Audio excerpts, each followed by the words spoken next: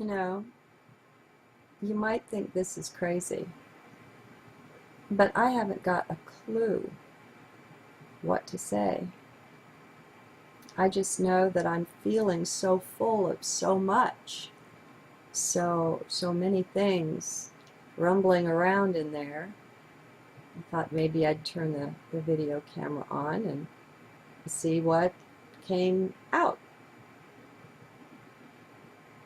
I just did my first piece recently looking at a documentary or a movie and something that's supposed to be of the light, and then giving some feedback on that and how I saw that mixed in with that light, there was potential, not overt deception, but that's what it's meant to be, I think, behind the scenes. I've watched several pieces recently that hit me that way. There's another one called Home, and it's an hour or two video, and it's about the Earth.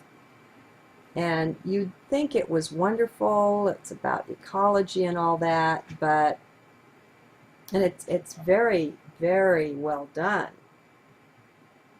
But, you know, when you look at something and the first thing they come out with is that the sponsors are all these great big huge corporations and their employees, I guess those people don't realize that we're coming alert to that, and to what their interests are and how they try to use us to promote their interests, and get rich and powerful and all that sort of thing.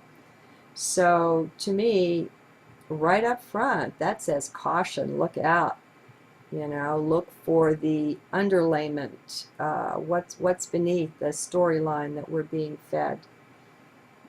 I don't like to say it, but I do believe that the New Age movement, if you want to call it that, the spirituality thing that we're all chasing, is deeply, deeply infiltrated. The devil, for a long time, hasn't appeared before people with horns and a pitchfork and looking ugly.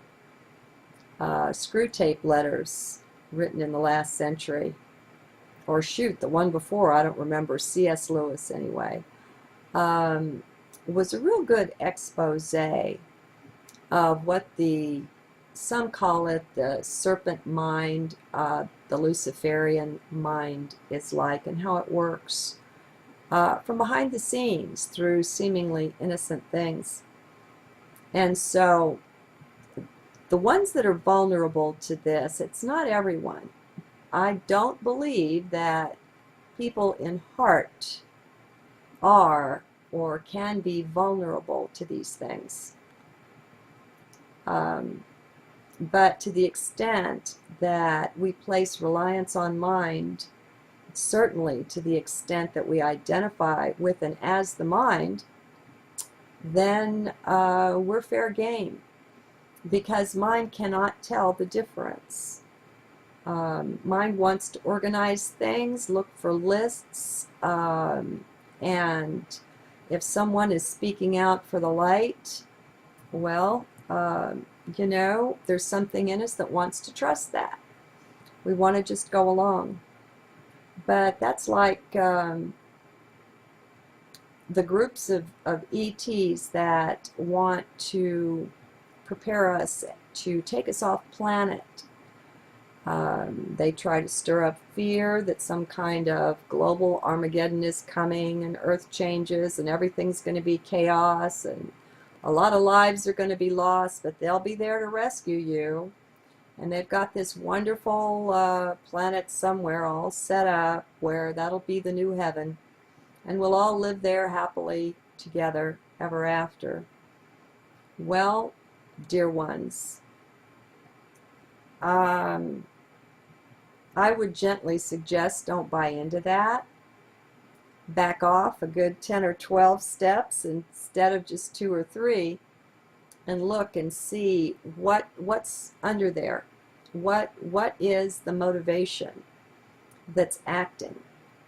And indeed, who are the beings? Not who are they pretending to be, but who are they? We don't want to admit, although it's apparent and obvious, that ET ability and technology in the mental domain, the mental plane or dimension, is so far advanced and beyond what we have as to make us positively primitive. And so we want to think that we can go toe-to-toe and nose-to-nose with these beings and still win out.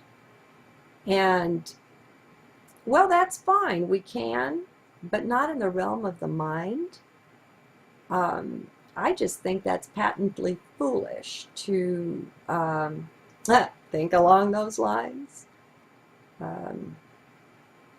When I go in heart and when I examine these things, and keep in mind, I have followed some of these Pied Pipers. I have listened to the words. They seemed right. I looked at my intuition. I didn't find anything leaping out at me saying, no, don't trust, don't go there. And so I went. I followed various things, but I have discovered by my own direct experience in my body, mind, being, in the chakras, in the energy, in the whole thing. I have clearly discovered by following some of these things that they were dark. They appeared to be light, but that's just a seeming. That's just what's on the surface. And I was still in the mind to one extent or another. Or perhaps I would have been less vulnerable. I don't know. I'm just wanting to kind of put these things out there because I hadn't found anyone putting out this particular kind of a heads up when I was exploring. Or I certainly would have taken it under advisement anyway. But I think it's good to say, just a word to the wise, don't believe what I'm saying. And don't be afraid to experiment and to check things out with certain reservations. As a for instance, I'll give the, what was her name? Shelley. Fire the Grid. Those ET beings said clearly that they wanted to place implants in us. They gave some excuse or reason that they wanted to be able to find us at any moment and so on. And it was like, oh my God. Those videos, by the way, where she announced that, it was in the Fire the Grid 2 set of videos that Shelley put out. They've been taken down. I commented them fairly heavily. I tried to put an alert, just an alert. I'm not condemning anyone or anything. I want everybody to come out and speak your truth, whatever it is. Let us know, that's fine. We all gain, we all benefit in the flow and in the mix of this. But it was, to me, clearly, at a minimum, highly questionable what kind of advanced light beings or angelic beings would need to have implants in us in order to know where we are. I mean, come on. But everybody wanted to go along. It was the touchy-feely, feel-good thing of, oh, let's do this group meditation for peace. You know, I join in those things sometimes, but not in an instance like that. So I'm just saying, be cautious. They want to get into your energy. They want to get into, they want your bod, all right? They want to get into your genetics, into your DNA, and into your energy flow. And we've got to be better stewards of the light that we have and that we are. So I guess that's my 2 cents worth on that. Thank you for listening. You know, you might think this is crazy, but I haven't got a clue what to say. I just know that I'm feeling so full of so much, so many things rumbling around in there. I thought maybe I'd turn the video camera on and see what came out.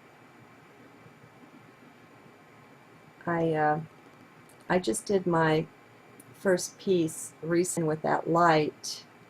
There was potential, not overt deception, but that's what it's meant to be, I think, behind the scenes. I've watched several pieces recently that hit me that way. There's another one called Home, and it's an hour or two video, and it's about the Earth. And you'd think it was wonderful, it's about ecology and all that, but, and it's very, very well done. Recently, looking at a documentary or a movie, and something that's supposed to be of the light, and then giving some feedback on that and how I saw that mixed in